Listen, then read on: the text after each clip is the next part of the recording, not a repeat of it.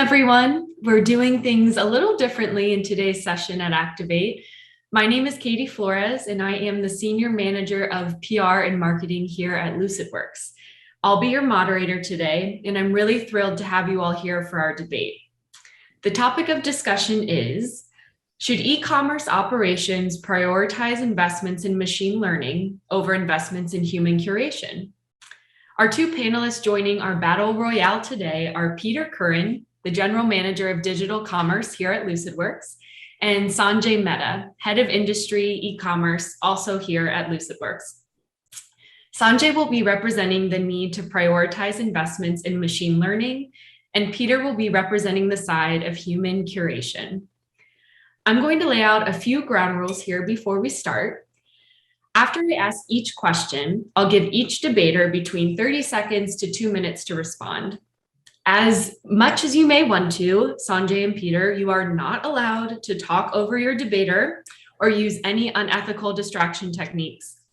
Not limited to changing your Zoom background to outer space or putting a cute puppy or kitten in front of the camera. Okay, fair? Ready? Dang it. Awesome, let's do this. Sanjay, I'm going to start with you. Why should we embrace machine learning? I'll give you 2 minutes to respond. Okay. I think that I'll break it down to four main areas. One is automation, right? And, the ability to do things in a more scalable fashion. And then another topic I think that's important is reaction time, right? Which is, the ability to make decisions instantaneously on mass amounts of data. And then finally, precision would be a big one, right? Getting things based on underlying data versus using a hunch. And I think, really where we've come along, even really with birth of real e-commerce, particularly, but all the digital touch points we have now is an enormous amount of data, right? And it's difficult for the human mind in any way, right, to process and make decisions with all that data at scale. And when we look at our minds not really being purpose built for that task, right, but more dealing with smaller groups or individuals, I think that's kind of where machine learning has come along and being purpose built for that task. And so, when we think more about the engagement of a user in real time and looking at millions of users and understanding what they're doing and reacting, I think that is obviously something that's almost impossible for a human decision maker to do. Right, and that's definitely an interesting argument around scalability and automation. Peter, I'll give you 2 minutes to respond to Sanjay. Yeah, thanks. First, I'll say that, as somebody who works for a company that sells machine learning technology, it's difficult for me to take the side of the humans, but I'm going to do my best. And I fully believe the arguments I'm going to make to you today. The first is that machine learning is a secondary or tertiary consideration at best for most retailers and B2B e-commerce sites at the enterprise level. There are usually much more important priorities around things like structuring product data correctly, getting your categories organized the right way, making sure that your site is tagged properly. How many times have you looked at your metrics and put an asterisk next to them and saying, oh yeah, but because it's not tagged right, that conversion rate is wrong or something like that. Virtually everybody in the audience has experienced that kind of apology for your metrics. Things like, is your basic keyword search, is it optimized for your top 200, 500 terms? These kinds of things are not related. They're related to machine learning, but I think they come before machine learning. That's the place where we should focus our investment. Machine learning is subject, as technology has always been, to the garbage in, garbage out problem. And so my argument would be we should prioritize human investments to sort of set the stage for quality machine learning. The second argument I would make is that the downside risks are significant. So I kind of look at machine learning as sort of, it's not a perfect equivalency, but sort of like the nuclear technology in the realm of computer science of our age. And even now, 80 years on from creating nuclear technology, we still don't control it very well. Just look at the Fukushima disaster from 2011. And it's clear that we don't control machine learning very well. Just in the last week, Facebook has been, is going to be dragged in front of Congress yet again to explain why it knew that its algorithms exploited children and caused them to get addicted and overly engaged in their applications, yet it continued to make investments to drive children towards more use of their application. So, I think there are moral and ethical considerations that we haven't thought about. So all of this automation, reaction time, and precision stuff that Sanjay is talking about is all well and good. We just don't have control over this technology yet. Great. So the importance of human oversight over things that are simple, maybe not simple, but that are smaller, metrics and tagging, but also the larger moral and ethical considerations are reasons for prioritizing human investment. Sanjay, I'll give you 30 seconds just to respond to Peter since we had you start us off. Sure. If I break down the sort of the argument of poor data first, yes, there are.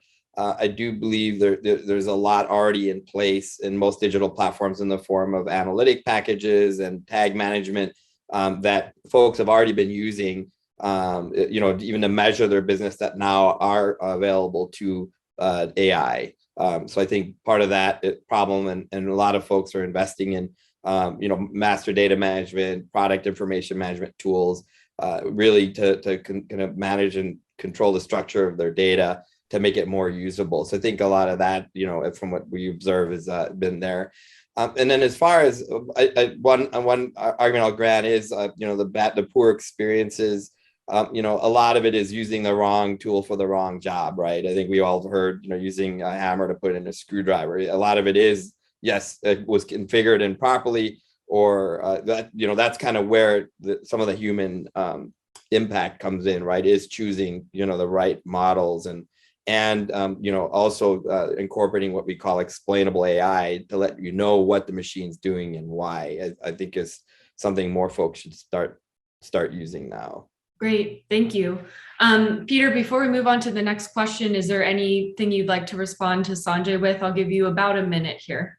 Yeah, I mean, Sanjay and I park our cars in the same garage on that one. The business user needs not the data scientist, not the team of engineers. The business user needs to be informed about what the machine learning technology is doing, and we're just not really there yet. I mean, Lucidworks has a great deep learning based product discovery technology that allows us to find products that are outside of the retailer, for example's vocabulary.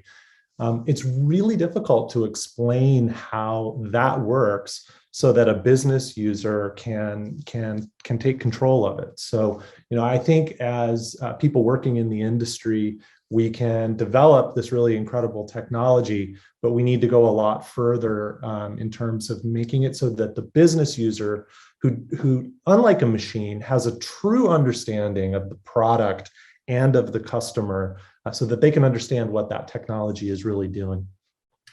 So I'm hearing you say that there's some importance and challenges in having humans and technology work together to create more value all around. And that sounds incredible and impactful in theory, but I'll pass this to Sanjay. What are some real life examples of where human curation and machine learning can work together? Yeah, I think when there are certain tasks that are very monotonous or redundant, that is a really great opportunity or low-hanging fruit to be automated or owned by machine learning. And if we think about e-commerce, a lot of it is the browse and navigation, which again was very difficult even for a human to individualize, right, or make more relevant for each individual user. But it's very easy for the AI to take over. But with that said, there always might be a use case that there's a strategy in place by the business that they want to influence what users see, right? We all know that we're pushing our marketing certain items, we're promoting certain content, and that therefore I think there's always that room to override what the users are seeing or their exposure to the machine learning. And I think what we hear out there is really more use machine learning to manage, manage more of the rule, or manage, and the humans kind of manage an exception, right? And or the 80-20 rule, you might hear a lot, right? Is use the machine to do majority of the work that is repetitive, for example. And Peter, specifically in regards to business users, do you think that they're prepared to do this kind of work with bringing together human curation and machine learning? Sort of. I think there's dignity in all work, first of all. So we need to be a little bit careful passing judgment about whether this work is appropriate for a person to do or that work is inappropriate for a person to do. You look at I think it was last year, Walmart hit the news because they had canceled a contract with a robotics company where they had these robots in their stores at night checking stock levels on shelves. They canceled the contract because they found that humans could do that better, and there are people out there who want and desperately need those kinds of jobs. So I would be a little bit careful with that.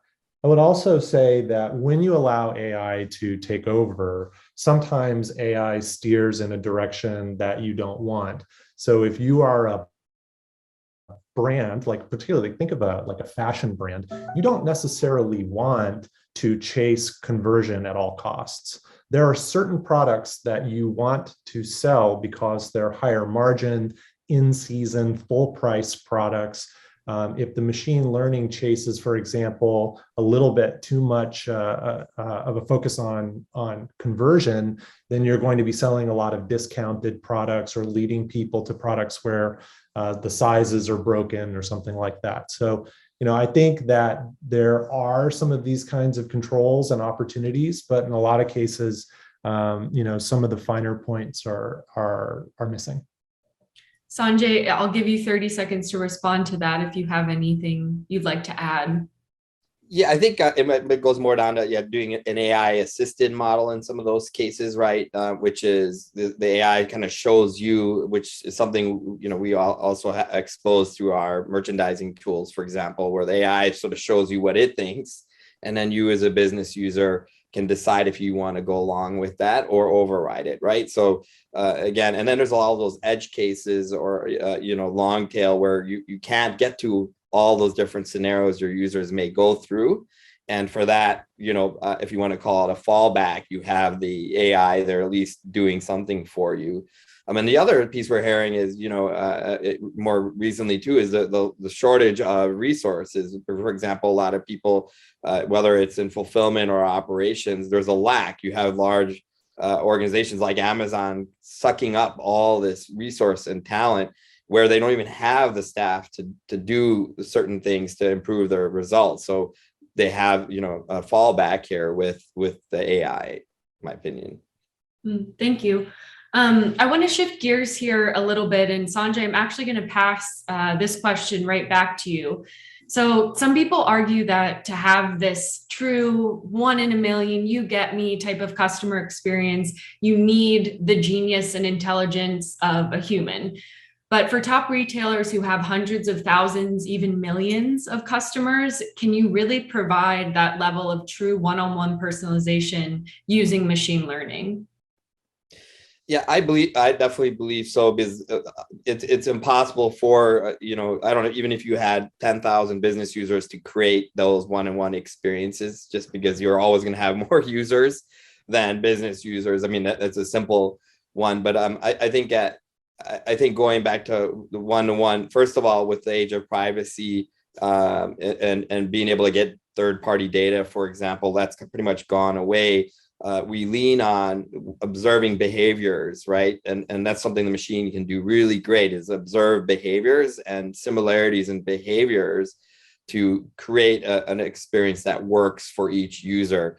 And I think it goes down to what we call more of a predictive approach, right? Which is really more one-to-one based on listening to the user versus a prescriptive approach of telling the user what they need to see, right? And I think it's important that you might have a small mix where you do want to own your brand, you want to control the experience, but then again, users want to be heard. They want that site to listen to them and react to their intent, right? And so that's right. Right. Thank you. And Peter, I'll give you a minute to respond to that if you'd like. You better have full control over it, right? The downside risk is serious. I love that tweet from a couple of years ago by Jack Rayner, where he says, "Dear Amazon, I bought a toilet seat because I needed one. Necessity, not desire. I do not collect them. I'm not a toilet seat addict. No matter how temptingly you email me, I'm not going to think, oh, go on then, just one more toilet seat. I'll indulge myself," right? That's the downside risk, that the thing starts to try to know you in a way that's just obviously wrong and stupid, right? And so if you're going to go down the road of a more one-to-one hyper-personalization type approach, you need to be able to interrogate the signals that are driving the decisions that the AI is making. You need to make sure that business users can inhabit the personality of a customer who's going to receive an offer of some kind. You need features like this that allow the business user to fully understand the scope and ramification of the technology that they're unleashing on their precious customer. And thinking about that downside risk, I know you were talking about it in the context of machine learning, but I also want to flip it and throw it back to biases as humans, how we curate experiences for our shoppers. If I go to REI and I type in backpack and I actually want, some different kind of bag than what is popping up on the site, how do I, as a retailer, address those maybe unconscious biases that I have as a merchandiser about how I'm curating that experience? Because that to me would be the other downside of the risk, right? As investing more heavily in human curation. I think you test. So you do automated regression testing on the curation decisions that you make to understand. This is the thing I love about e-commerce, right? Is that it's a market, and just like in a market, normal market interaction, you get feedback from the customer. If you build a rule and then the conversion rate starts to dip around backpacks, maybe that's an insight that it could be that it's just not the season to buy backpacks anymore. All the ones that are good are sold through, and it's only the crummy ones that are left. And it could also, on the other hand, be that you've been overly specific about your rule. So I kind of think that those feedback mechanisms are just inherent in the operations and diligent monitoring of an e-commerce site. Again, it's a little hard for me to argue this perspective, but that's the way I would flip it back to you. Absolutely. Sanjay, I'll give you a quick 30 seconds if you have any final thoughts about this. Yeah, I do know the manual kind of first approaches do lead to what we consider kind of experience hijacking or stereotyping of users, which I think today's users are being trained on the power of individualization due to their daily touch points, whether it's social network media, Google or Amazon. So being more aligned to the expectation of the user from that I think is very important. And then going back to, I think the idea of kind of macro influences of an experience, right? Which is, why, or diagnosing why something is occurring, is kind of the other side of AI that's very compelling, right? The ability to take all this macro data inside your organization and outside of your organization, right? To understand these trends. There's some things going on with the supplier, or the even crawling social media and looking at sentiment, and those sorts of things are really powerful capabilities, right? And so thank you. Yeah. I want to keep an eye on time because I know there are a lot of other sessions to attend. And in conclusion, I think two words come to mind in summary of our debate: better together. Human curation and machine learning coming together to provide truly connected and personal experiences for shoppers. Thank you so much for joining us, Peter and Sanjay, and to all of our Activate attendees, thanks for being here. Sanjay and Peter will be attending sessions throughout the rest of the conference, and I hope you'll say hello and ask any lingering questions. Have a wonderful rest of your day.